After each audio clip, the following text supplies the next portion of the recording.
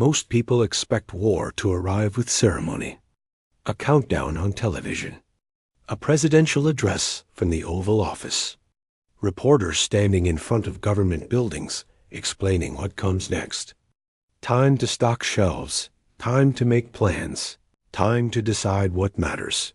But that's not how it happens. At 3:47 a.m. Mountain Standard Time.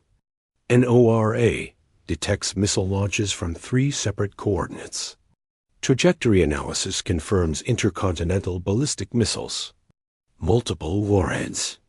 Time to impact on U.S. soil. 18 minutes. There is no press conference. No final warning delivered through official channels. No moment where the nation collectively understands what's beginning. Just radar signatures. Just math. Just 18 minutes that will define generations. The phone on your nightstand vibrates. Once, then again. The screen illuminates your bedroom ceiling with cold white light. You don't reach for it immediately. You're half asleep, somewhere between dreams and consciousness. But the vibration doesn't stop. 3 more times in rapid succession. You pick it up. Emergency alert. Ballistic missile threat inbound. Seek immediate shelter. This is not a drill. The words sit there on the screen like a foreign language. Your brain tries to process them, but they don't connect to anything real. Tests happen. Systems malfunction. Someone in a control room pressed the wrong button. You've seen false alarms before. Hawaii, 2018. An error that terrified an entire state for 38 minutes before someone corrected it. But this feels different. Outside your window, you hear the first sounds. A car engine starting. Then another. Voices, muffled but urgent. The sharp, metallic slam of a door. Someone shouting a name you can't quite hear. The air in your room feels thinner, like the oxygen has been replaced with something heavier. You sit up. The clock reads 4:02 a.m. The world has entered a new phase. You're just beginning to understand. The human brain, when confronted with existential threat, does something counterintuitive. It floods with noise. Questions cascade faster than you can answer them. Where did it launch from? How many are there? Which city is the target? Should I call someone? Where are my keys? What do I grab? The thoughts arrive so fast, they create paralysis. This is the first enemy you face. Not the missile. Not the radiation. The chaos inside your own skull. Stop. Say something out loud. Anything factual. The time. Your location. The color of the walls. The act of vocalizing forces the prefrontal cortex back online. It breaks the loop. Studies of military personnel in crisis situations show that soldiers who speak aloud, even to themselves, make faster and more accurate decisions under pressure than those who remain silent. You stand. Your legs feel unsteady, but functional. You move to the window and look outside. 3 houses down, the Johnsons are loading their car. Suitcases, a dog, 2 small children still in pajamas. Mrs. Chun across the street is standing on her porch with her phone pressed to her ear. Her mouth is moving, but you can't hear what she's saying. You realize something critical. You don't know how much time you have. The alert said inbound, but gave no time frame. Missiles travel at speeds exceeding Mach 20 in terminal phase. From launch to impact, intercontinental ballistic missiles require between 25 and 35 minutes, depending on trajectory and range. But you don't know when they launched.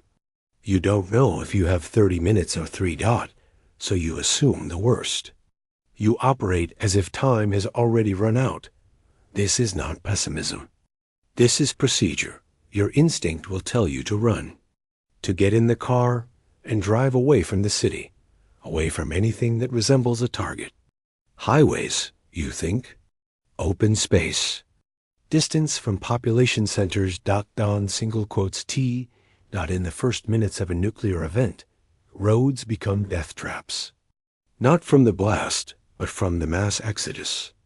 In 2017, when Hurricane Irma approached Florida, evacuation orders created gridlock that stretched for 40 miles on Interstate 75. Cars sat motionless for 8 hours. People ran out of gas. Medical emergencies occurred with no way for ambulances to reach victims. That was with 72 hours of warning. You have minutes.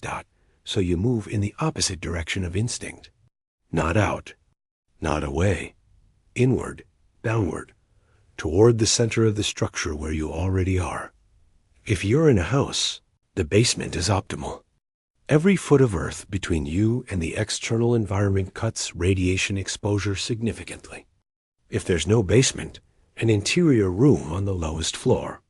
A bathroom works well because plumbing runs through the walls, adding mass. A closet. A hallway with no windows. If you're in an apartment building, middle floors are better than top floors. But don't use the elevator. Power grids can fail within seconds of an electromagnetic pulse, which often precedes or accompanies nuclear detonations at high altitude. The Pentagon declassified data in 1997 showing that effects from a 1.4 megaton warhead detonated at 250 miles altitude could disable unshielded electronics. Across the continental United States, you move down your hallway. The bathroom is small. No windows, tile walls. You pull the door shut behind you. The lock clicks. For the first time since the alert, you feel something other than raw adrenaline. Control. Limited, but real. Radiation doesn't glow. It doesn't announce itself with sirens or visible smoke. It travels on particles of dust and ash lifted into the atmosphere by the detonation. These particles, some microscopic, some the size of sand grains, carry isotopes like cesium-137, strontium-90, and iodine-131. When inhaled or ingested, they lodge in lung tissue, bone marrow, and thyroid glands. The damage accumulates invisibly. The first line of defense is simple. Keep the particles out. You scan the bathroom. The gap under the door shows a thin line of light from the hallway. Air moves through it. You need to seal that. Towels work. Duct tape is better. You don't have duct tape in the bathroom, but you have towels. You roll one and press it against the base of the door. The light disappears. Next, the vent. Most residential HVAC systems pull air from outside. That's exactly what you don't want. If you have plastic sheeting and tape, cover the vent entirely. If you don't, improvise. A garbage bag, a piece of cardboard, anything that blocks airflow. The goal isn't perfection. The goal is reduction. Every particle you prevent from entering is one less source of exposure. Water remains safe for now.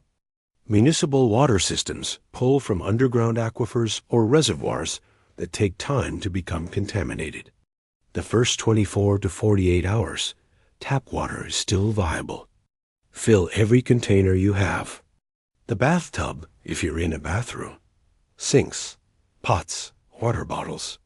The human body requires approximately 2 liters per day minimum to function. More in heat. More under stress. You turn the faucet. Water flows clear and cold. You fill the tub, and 2 drinking glasses you find in the cabinet. You set them on the counter within reach. Now you wait. This is where people make fatal mistakes. They try to save everything. Photo albums, laptops, jewelry, documents. They spend 10 minutes packing a bag while fallout settles on their roof. Those 10 minutes cost them years of life. There are only 4 categories of items worth retrieving, if you can do so in under 60 seconds. First, water and non-perishable food. If it's in the room with you, good. If it's not, and you can reach it in one trip without going outside, retrieve it now. Canned goods, dried food, anything that doesn't require refrigeration. Second, light and power. A flashlight, batteries, a hand crank radio if you have one. Municipal power may fail within hours. Third, medical necessities. Prescription medications, first aid supplies, anything that prevents a manageable condition from becoming life-threatening. Fourth, information. A battery-powered or hand-crank radio tuned to the emergency alert system. Official instructions will come through EAS, frequencies before anywhere else. Everything else is wait. Your phone still shows no signal. No bars, no data, no Wi-Fi. You try a text message anyway. Short, factual.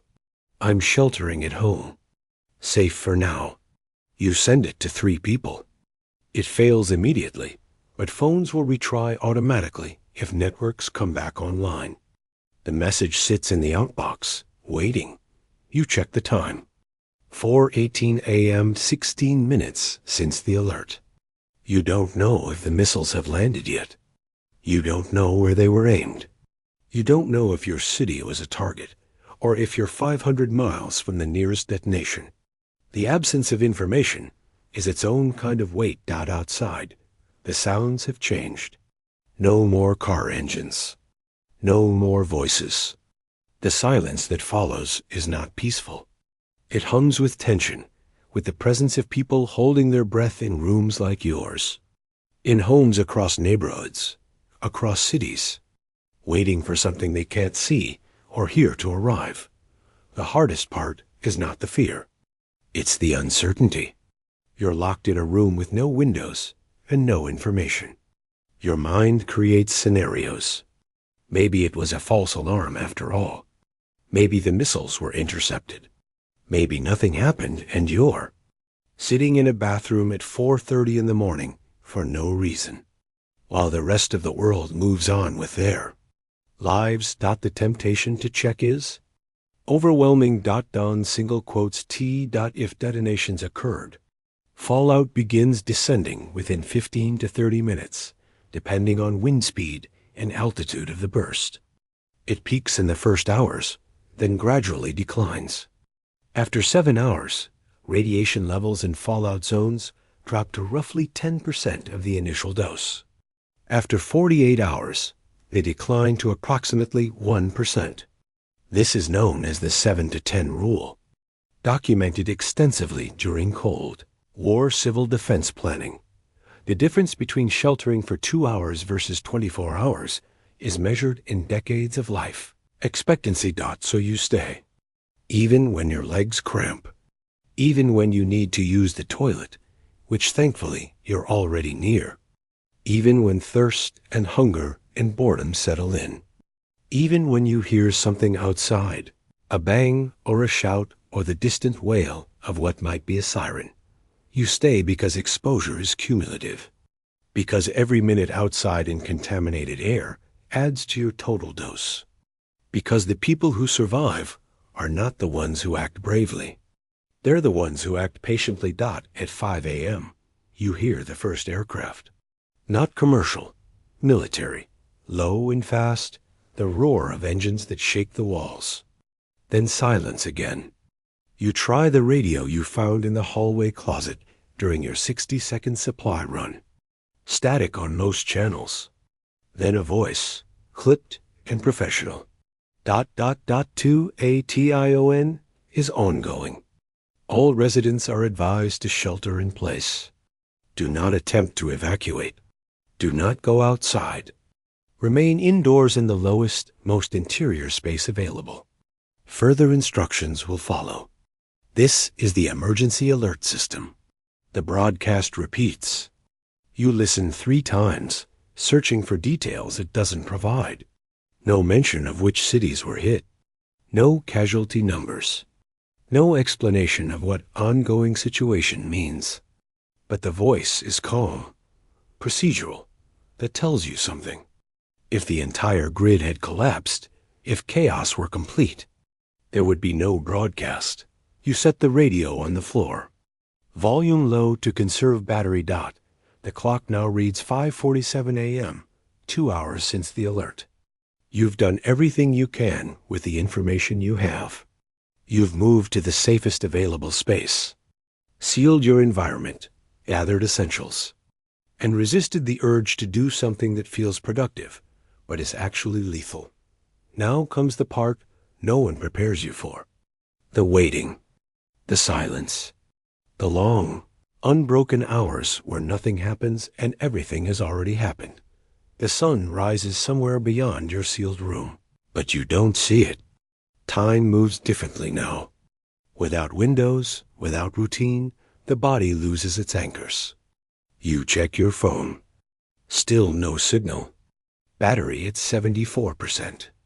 You turn off the screen to conserve power. The radio crackles to life again at 6:30 a.m. A different voice this time. Female, reading from a prepared statement. At approximately 4 a.m. Eastern Standard Time, the United States detected and confirmed multiple ballistic missile launches targeting military and strategic infrastructure. NORAD and U.S. TRATOM are coordinating with allied defense systems. The president has been relocated to a secure facility. DEFCON 1 has been declared. All civilian aircraft are grounded. Shelter-in-place orders remain in effect for the following metropolitan areas. She lists 14 cities. Yours is among them. The statement continues. Preliminary reports indicate detonations occurred at Naval Station Norfolk, Offutt Air Force Base, Kings Bay Naval Submarine Base, and Malmstrom Air Force Base. Additional strikes may have occurred. Damage assessment is ongoing. Fallout zones are expanding. Residents within 50 miles of detonation sites should remain sheltered for a minimum of 48 hours. Those outside fallout zones should shelter for at least 12 hours, pending further instruction. She repeats the list. Norfolk, Virginia. Offutt, Nebraska. Kings Bay, Georgia. Malmstrom, Montana. 4 confirmed strikes. 4 military installations. Each houses strategic assets. Nuclear submarines, ICBM silos, command and control infrastructure. The logic is clear. First strike doctrine targeting second strike capability. You calculate distances in your head. You're 380 miles from the nearest named site. Wind patterns matter. Jet stream typically moves west to east across the U.S. at speeds between 110 and 250 miles per hour, depending on altitude. Fallout from a surface burst travels farther and faster than from an airburst. You don't know which type these were, so you assume surface bursts. You assume worst-case wind. You shelter as if the fallout is already descending. The broadcast shifts to instructions. Contamination procedures. How to remove clothing if you are outside during the detonations. How to wash exposed skin. Where to find potassium iodide tablets if available. The voice is clinical, unhurried, delivering information that would have seemed absurd 12 hours ago. By 8 a.m., the silence outside is absolute. No traffic. No aircraft. No construction noise or distant hum of commerce. The world has stopped moving. Inside your shelter, small discomforts begin to accumulate. Thirst, manageable. Hunger, mild. Stiffness from sitting on tile floor, noticeable. Psychological weight of isolation, growing. You think about the Johnsons loading their car. Where are they now? Stuck on a highway somewhere between here and nowhere, gridlocked with 10,000 others. Or maybe they made it. Maybe they found shelter in a town 60 miles away. Maybe distance saved them. Or maybe exposure found them while they sat in traffic, windows down, breathing contaminated air without knowing. The variables are infinite. The answers are unknowable. At 10 a.m., your phone vibrates. Signal has returned briefly. 2 bars. Text messages flood in from hours ago. Are you okay? Where are you? Please respond. The timestamps show they were sent at 4:07, 4:15, 4:23. You type a reply. I'm safe. Sheltering at home. Don't call. Preserve networks for emergency services. Stay where you are. The signal disappears before you can confirm the message is sent. Maybe they went through. Maybe they're queued like yours from hours earlier, waiting for the next brief window of connectivity. Communication infrastructure operates on complex interdependencies. Cell towers require power. Power requires functional grid substations. Substations require intact transmission lines. A single electromagnetic pulse can cascade through electrical systems, frying transformers and circuit boards across entire regions. Repairs take weeks, sometimes months. The equipment isn't stockpiled. It's manufactured on demand, often overseas. You're likely looking at days of intermittent connectivity at best, weeks of complete silence at worst. The radio provides the next update at noon. Radiation levels in designated fallout zones remain elevated but are declining as expected. Residents are reminded that the first 48 hours represent the highest exposure risk. Do not attempt to leave shelter. Do not attempt to travel. Roadways remain closed. Emergency services are responding to priority situations only.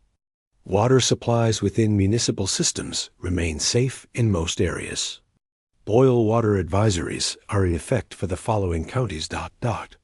She lists 23 counties. Yours is not among them. Small mercy. By afternoon, the body begins to protest. Muscles ache from immobility. Hunger transitions from mild to persistent. You ration the food you grabbed.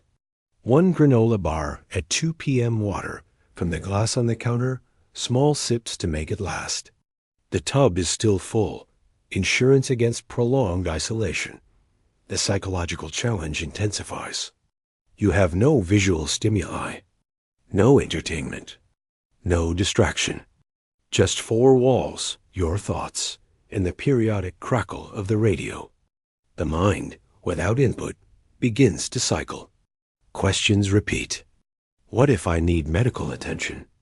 What if someone I care about is injured? What if the authorities are wrong about radiation levels? What if there's another strike? This is where discipline separates outcomes. Panic is not a sudden event. It's a slow accumulation of unchecked thoughts. You combat it with structure.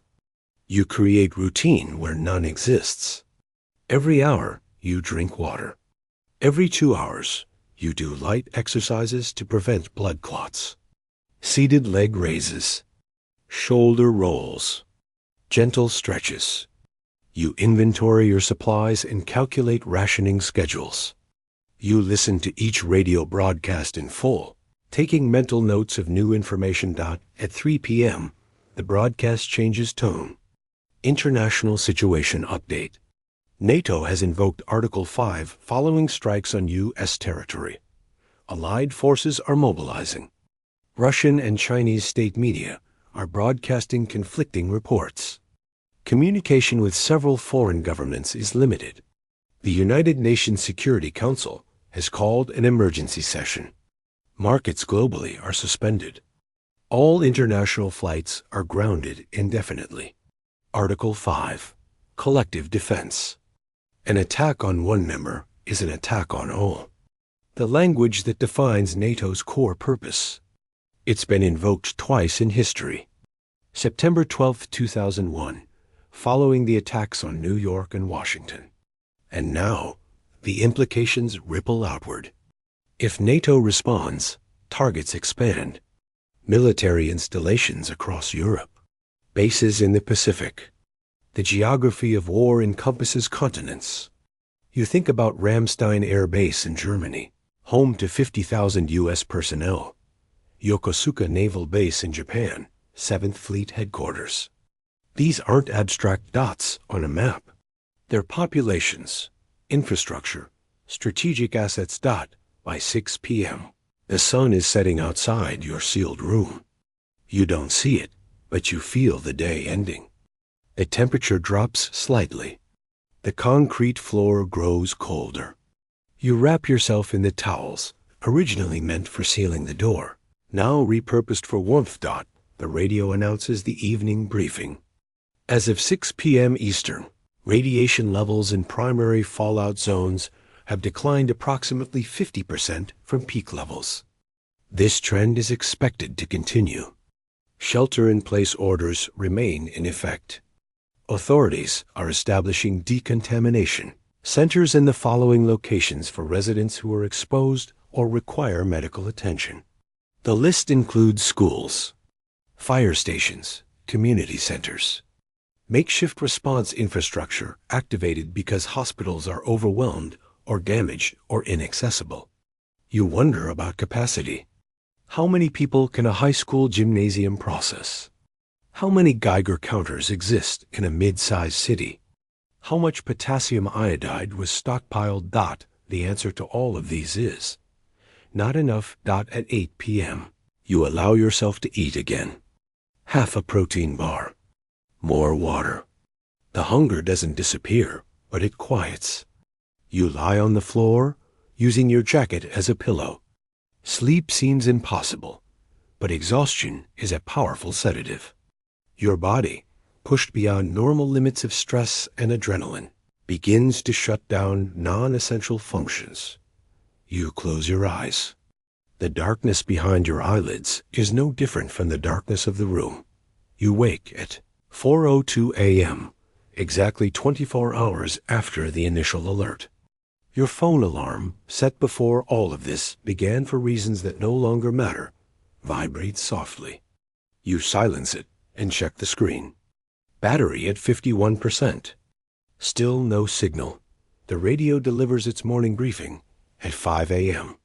This is day 2 of the national emergency. Radiation levels continue to decline. Shelter-in-place orders are being modified in selected regions. Residents more than 100 miles from confirmed detonation sites may exit shelter for essential activities only. Duration of outdoor exposure should be limited to 30 minutes maximum. Covering exposed skin is advised. Do not touch soil, standing water, or debris. Decontamination procedures must be followed upon re-entering shelter. You calculate your distance again. 380 miles. Well beyond the 100-mile threshold. The broadcast continues with lists of open emergency services, distribution centers for supplies, and updates on infrastructure restoration. Power has been restored to portions of the western grid. Telecommunications remain intermittent. Supply chains are disrupted, but not collapsed. At 6 a.m., you make a decision. You unseal the door. The towel comes away damp from condensation.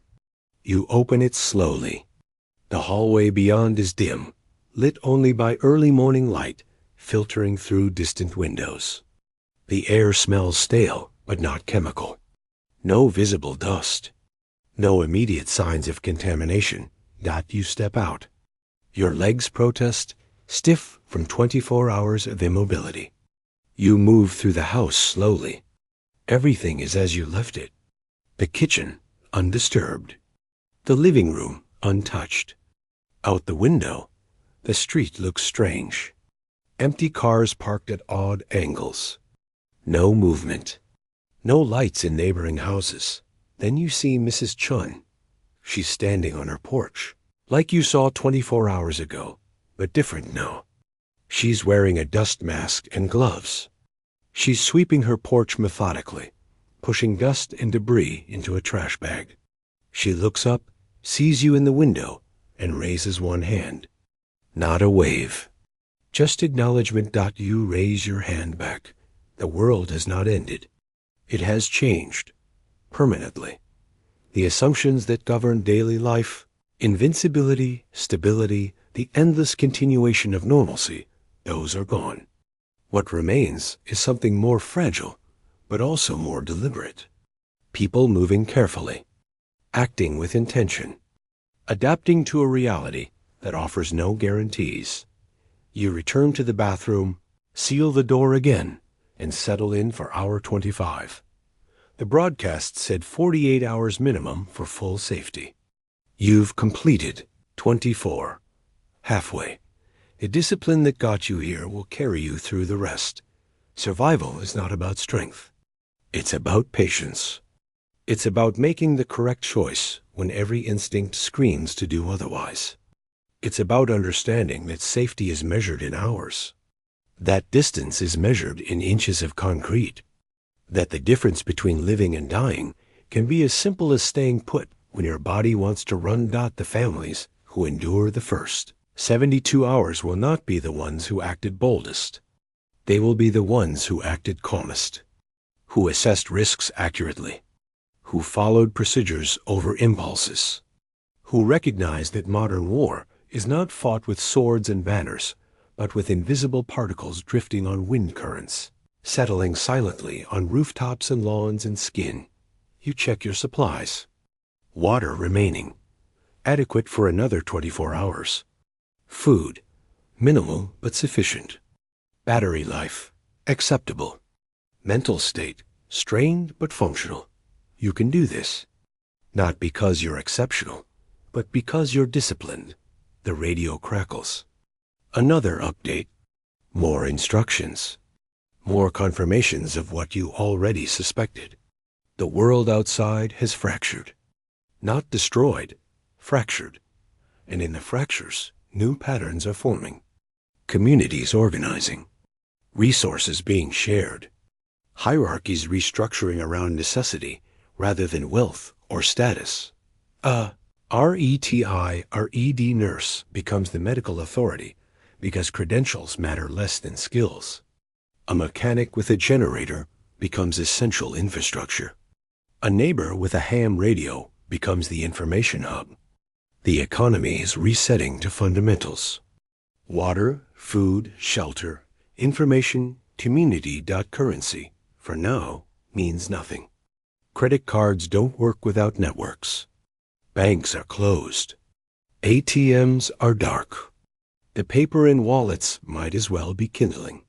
What matters is what you can do, what you know, what you can share. This is the world that emerges when the old world stops. Not better, not worse, different, operating on older rules, the ones that governed human survival long before markets and governments and global supply chains. You settle in for the second day. The hardest part is not behind you. It's ahead. The waiting, the uncertainty, the slow realization that normal may never return, that what comes next will require different skills, different mindsets, different measures of value. But you're alive. That's the only fact that matters right now. And as long as you remain disciplined, as long as you think before acting, as long as you understand that patience is the most valuable resource you possess, you'll navigate what comes next. The radio hums quietly. The water in the tub reflects the ceiling. Outside, somewhere, the sun is rising on a world that is learning to live within its new limits. 1 hour at a time. One decision at a time. One day at a time. That's how survival works. Not in grand gestures, but in small, repeated choices that compound into continued existence. You close your eyes. Rest will come. Not sleep, but rest. And that, for now, is enough.